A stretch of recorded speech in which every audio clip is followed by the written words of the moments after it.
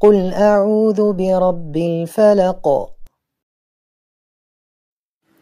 قل أيها النبي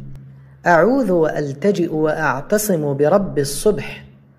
الذي فلقه من الليل وشقه من الظلام، من شر ما خلق، من شر كل المخلوقات، ومن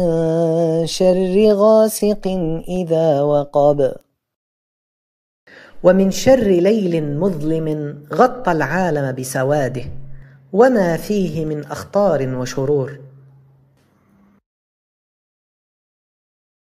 ومن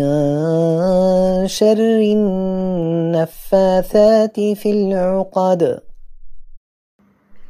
ومن شر الساحرات النافثات فيما تعقدن من السحر وما فيه من شر وضرر، ومن شر حاسد إذا حسد، ومن شر حاسد للنعمة محب لزوالها